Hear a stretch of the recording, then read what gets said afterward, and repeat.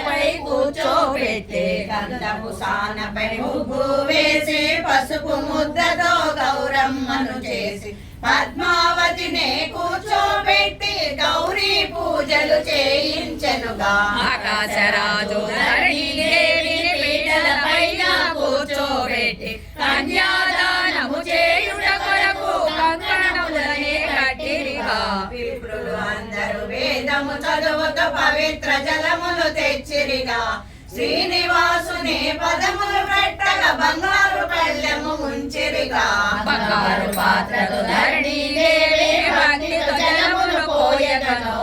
ఆకాశరాజు శిరమును వంచి స్వామి పదములు కడిగెనుగా. పదములు కడిగిన జలములు గైకొని దంపతులిరువురు శిరమున దాల్చి స్వామి పదములో పుష్పములుంచి భక్తితో నమస్కరించిరిగా.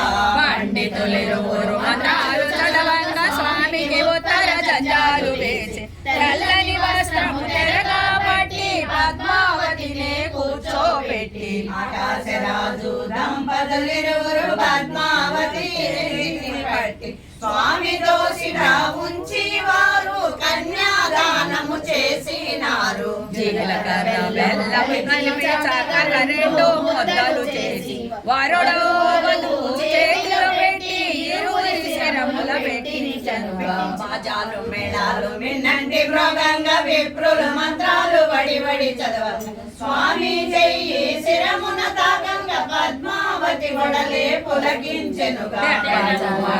తీసి వేసి ఒకరిని ఒకరు చూడమనగా చిలిపి చూపుల శ్రీనివాసుడు పద్మావతిని చూసెనుగా. పద్మావతియే మెల్లగా శిరమును ఎత్తెనుగా.